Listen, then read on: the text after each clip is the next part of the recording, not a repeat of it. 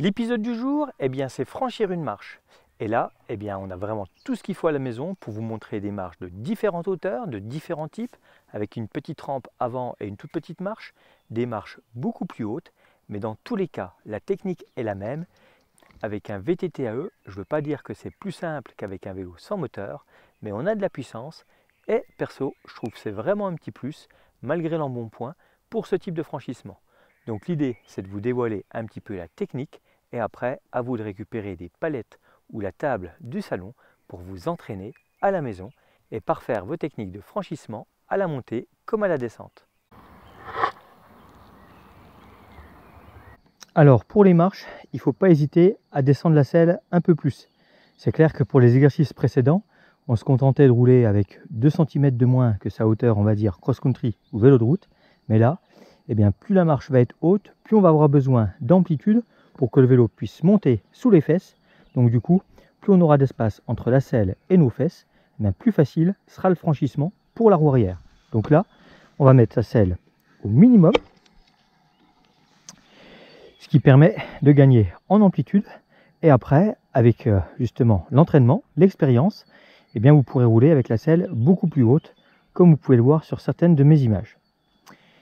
Au niveau du braquet à l'arrière, là je suis, on va dire, dans le quart moyen haut de la cassette, mais je peux remonter d'une à 2 dents pour avoir un développement plus court et du coup plus de nervosité.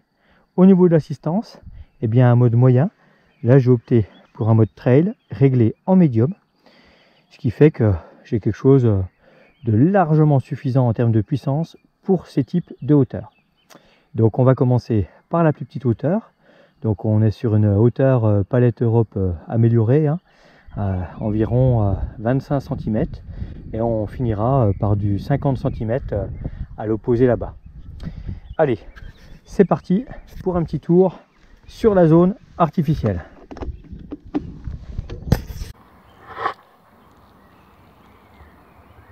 Alors c'est évident qu'avant d'arriver sur la marche, il faut avoir clipsé si vous roulez en pédale automatique. Et là, à faible vitesse, c'est relativement facile, puisque en étant inférieur à 25 km/h, il vous suffit de donner une petite impulsion et la puissance du moteur fait monter la roue avant.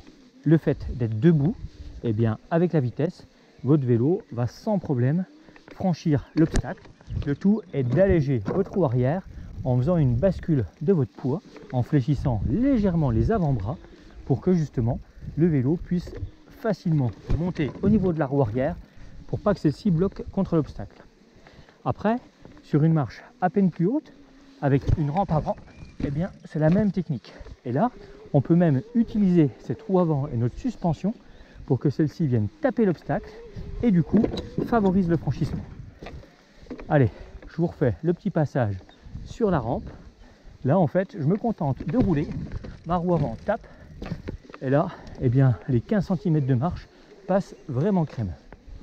Si après je passe sur une hauteur supérieure, là il va vraiment falloir avoir un mouvement au niveau du haut du corps et du transfert de masse pour que la roue arrière puisse monter sans que la selle touche, on va dire, les fesses du pilote et que du coup le franchissement passe crème.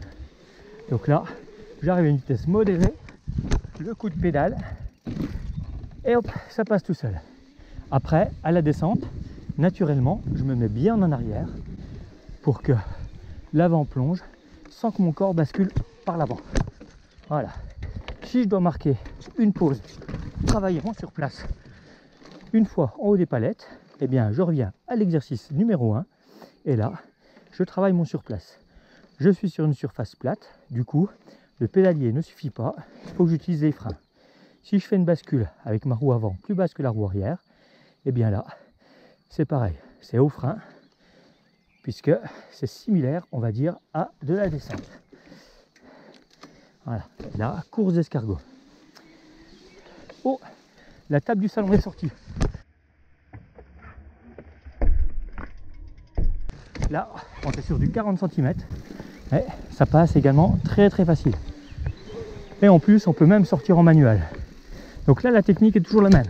Petite impulsion. Et hop là. Et on enchaîne. hop là.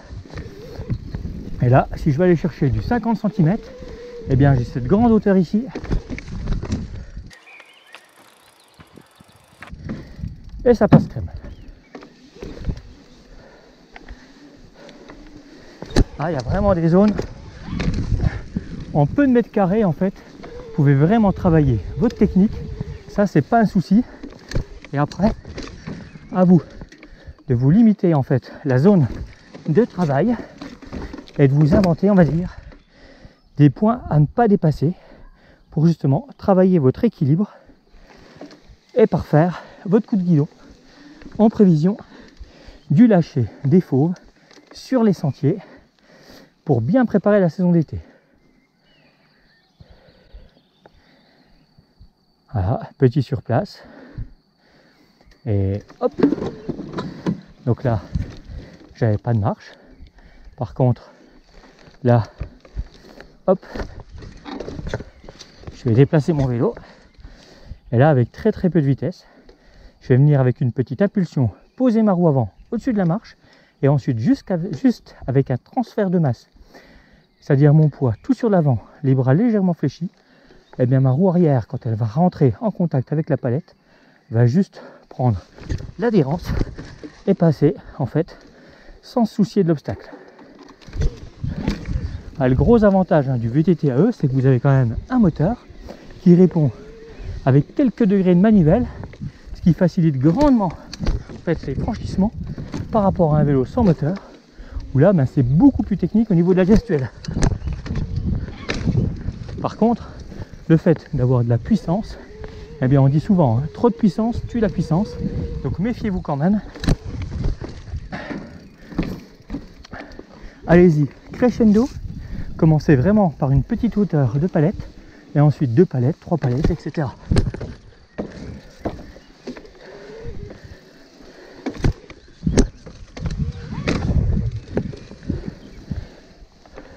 Bon, on parle de la table du salon, mais en plus petit, on a aussi les bancs. Voilà, ça c'est facile.